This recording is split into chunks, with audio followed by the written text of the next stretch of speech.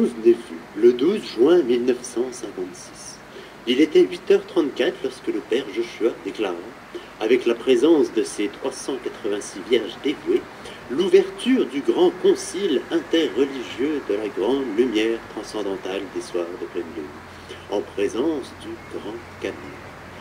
Suite aux 3 semaines de célébration en l'honneur du père Joshua, il fonda le groupe d'intervention des forces de purification des âmes en détresse.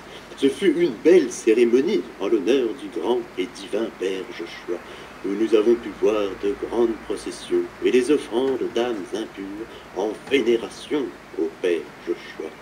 Notre enquête commence donc aux portes d'un magnifique bâtiment où il y a été écrit sur le fronton « Gloire et soumission au père Joshua ».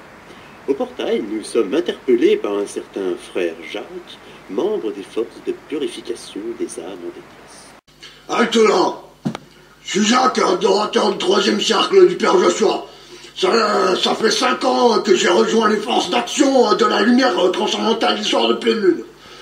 J'effectue la surveillance des lieux du culte, et de temps en temps des raids purificateurs au sein même de la population, pour purifier et libérer toutes ces âmes perdues.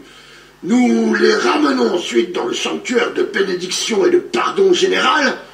D'ailleurs, suivez-moi. Nous vous accueillerons avec la délicatesse, si vous êtes prêts à vous offrir corps et âme au père Joshua.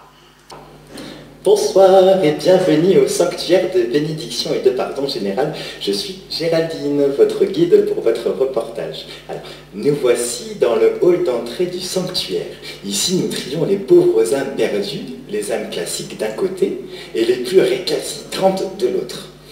Par ici, nous avons les salles de prière et de vénération, mais vous ne pouvez pas entrer. Ces salles sont réservées aux adorateurs du père Joshua. Ah, très bien, Géraldine.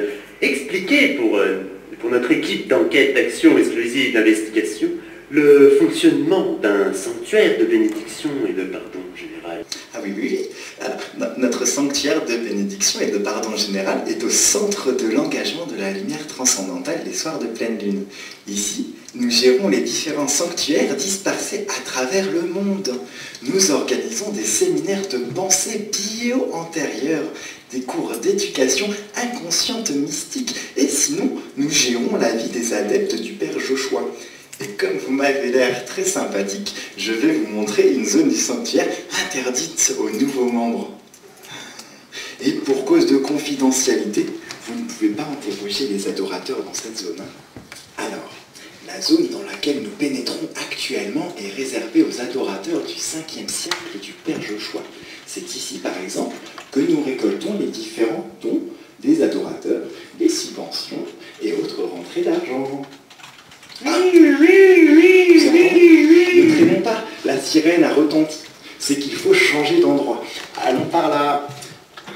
Ah oui, je vous l'ai pas dit, mais ici ils n'aiment pas trop les visiteurs. Alors, par là, nous sommes dans la salle informatique de tout le sanctuaire. Les adorateurs actuellement présents effectuent des recherches sur des anciens adorateurs qui se sont enfuis, qui nous ont quittés pour retourner vivre au sein même de toutes ces âmes perdues qui profanent le monde. Je m'emporte. Dans cette salle informatique, ils effectuent également d'autres activités comme la communication extérieure et les déclarations administratives. Ah, nous voici à présent devant la plus belle porte de tout le sanctuaire. C'est la porte du centre de recueillement de notre prophète éternel et bienfaisant.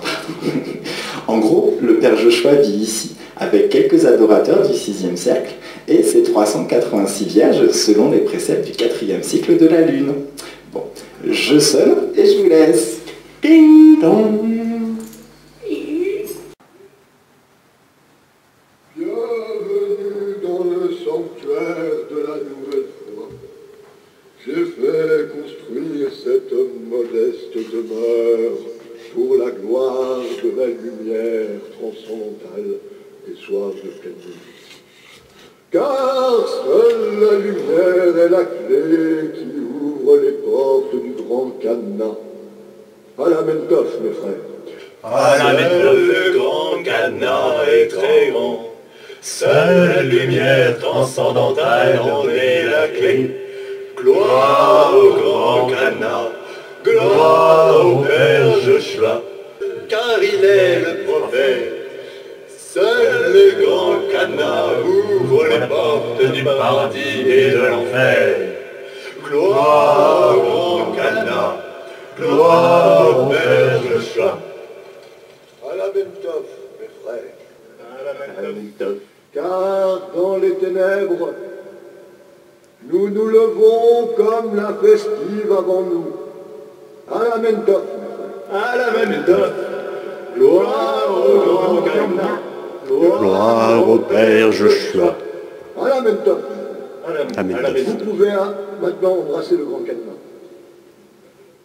Arrive bientôt la célébration de Palalaki à Caïr, où nous nous devons au sacrifice. Ah, je crois qu'il faut partir.